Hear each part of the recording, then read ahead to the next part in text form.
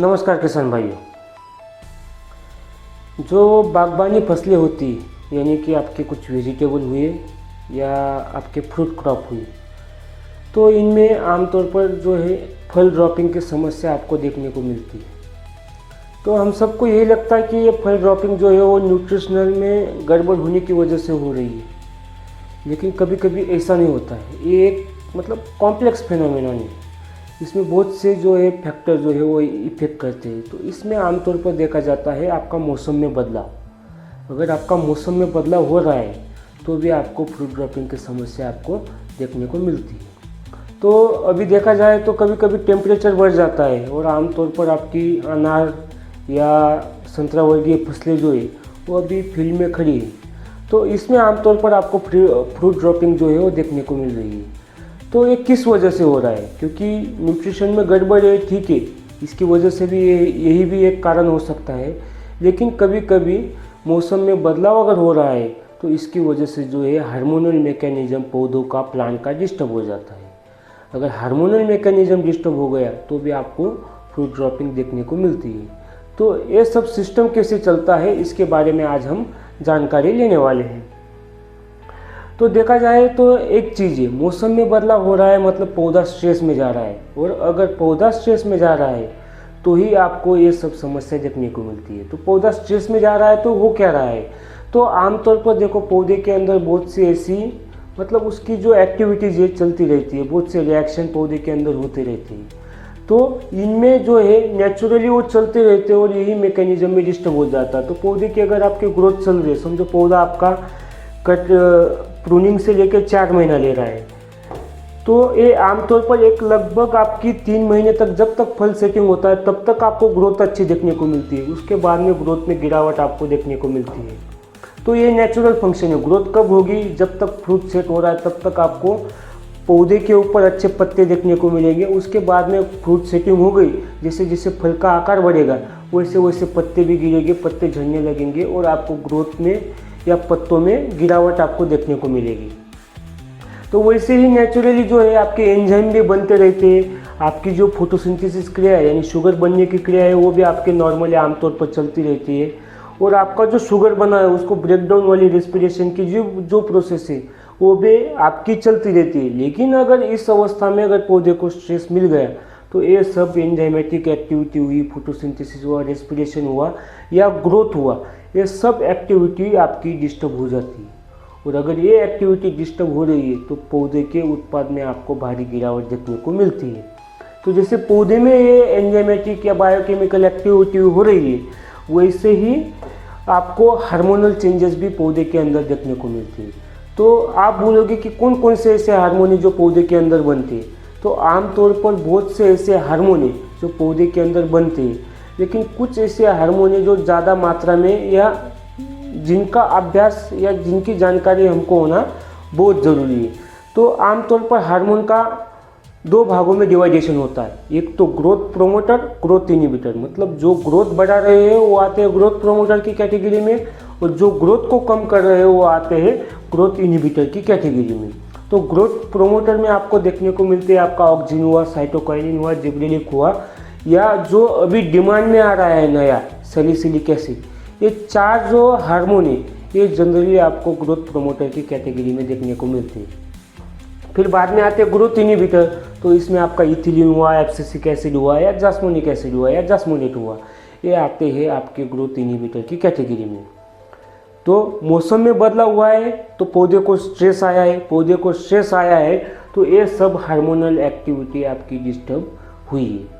तो कौन कौन से हार्मोन हैं जो आपके डिस्टर्ब हुए हैं, तो इसके बारे में हम आज जानकारी लेने वाले हैं। तो नॉर्मल कंडीशन में जो है ये आपके 4 हार्मोन जो है ये शुरू की अवस्था में ग्रोथ को बढ़ाने में काम करते हैं, या इनका नेचुरल रेशो, तो ये हार्मोन सब पौधे के अंदर नेचुरली तैयार होते हैं। लेकिन स्ट्रेस आने की वजह से इनका नेचुरल मैकेनिज्म डिस्टर्ब हो जाता है। जो कम मात्रा में बनने चाहिए वो ज़्यादा मात्रा में बनते हैं, जो ज़्यादा मात्रा में बनने चाहिए वो कम मात्रा में बनते हैं। तो स्ट्रेस आया है मतलब ये हार्मोन का जो कॉन्सेंट्रेशन है ये कम हो जाता है, और जो ग्रोथ को इनहिबिट करने वाले, ग्रोथ को रोकने वाले हार्मोन है ये ज़्यादा मात्रा में आपको बनने लगते हैं।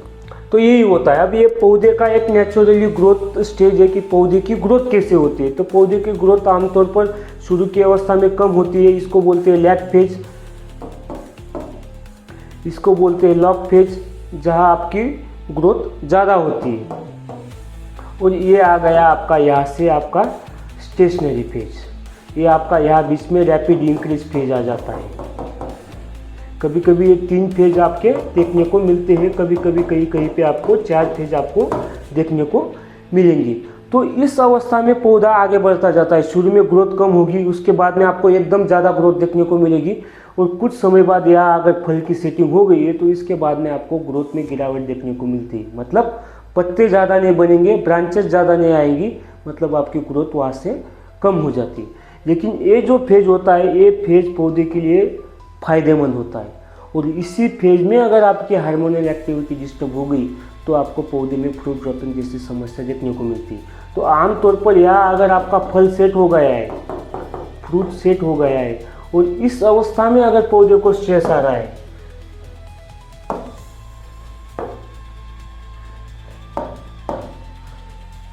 यहाँ अगर ग्रोथ हो गई है, इस अवस्था में अगर आपको पौधे में स्ट्रेस आ रहा है तो यहाँ हार्मोनल एक्टिविटी मतलब डिस्टर्ब होती है। तो शुरू में भी अगर हार्मोन के हिसाब से देखा जाए तो यहाँ ऑक्जिन और साइटोकाइनिन, जो शुरू की स्टेज है, ऑक्जिन प्लस साइटोकाइनिन,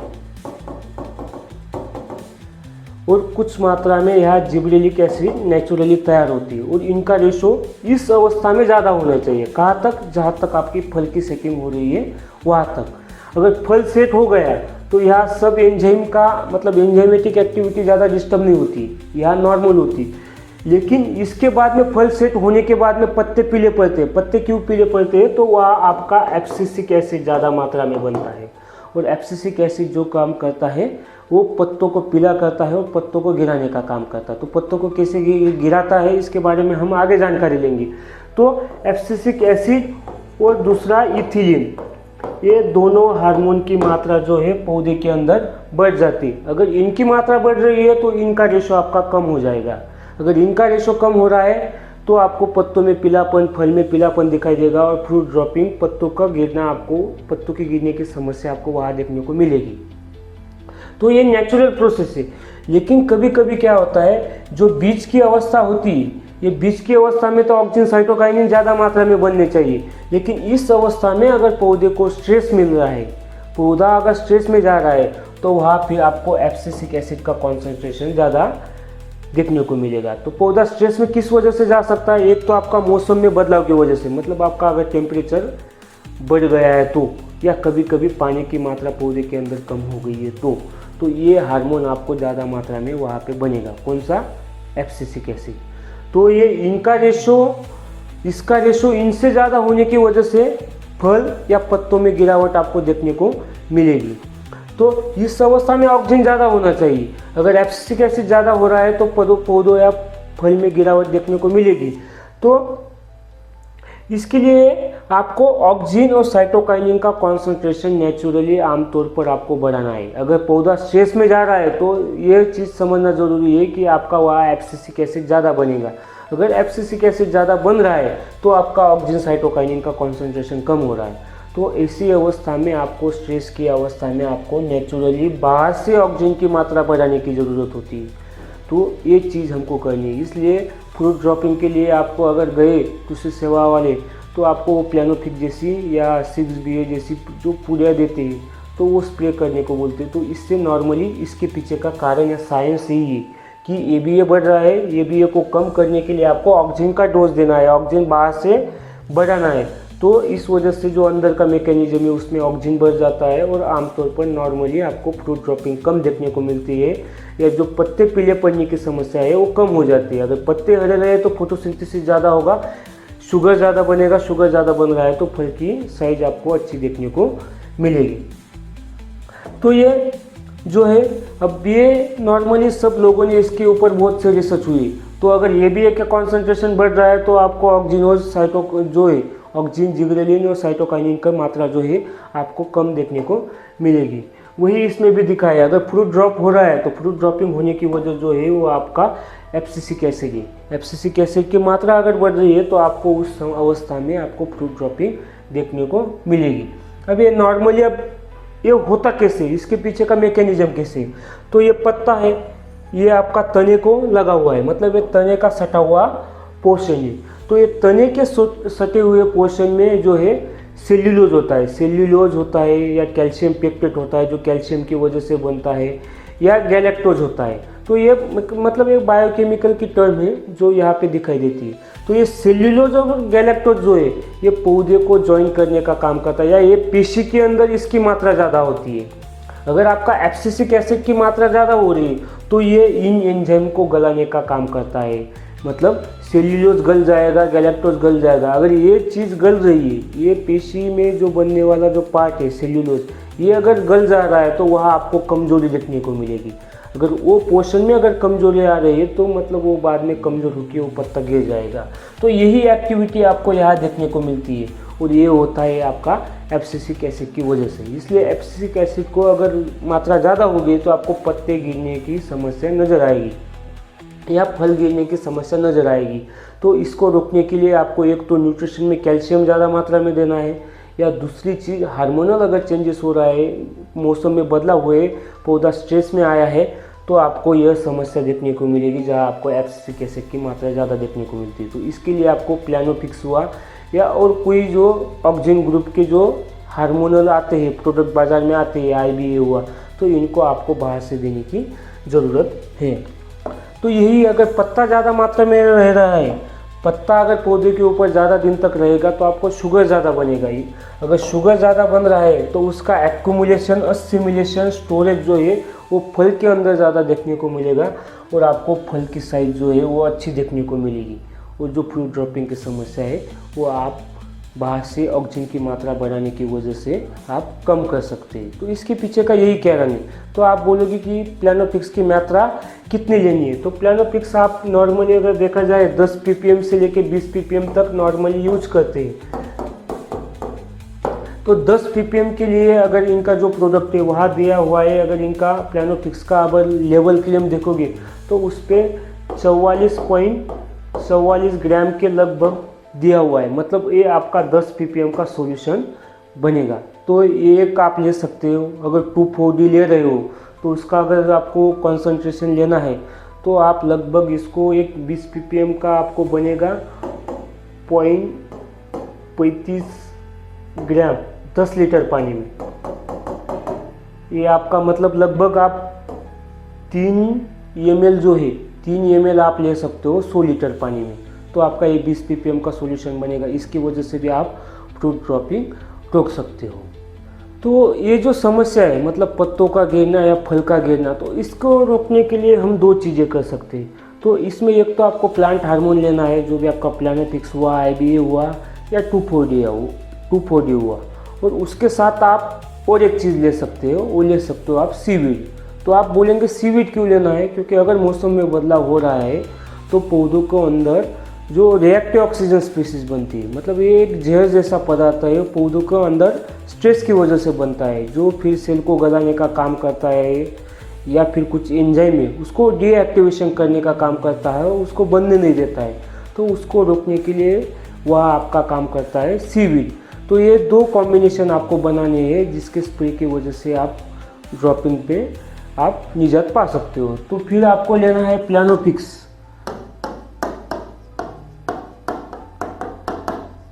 अब इसका लेवल क्लेम दिया हुआ है 44.44 ग्राम, आप ले सकते हो 200 लीटर पानी में। ये आपका बनेगा 10 ppm का सॉल्यूशन।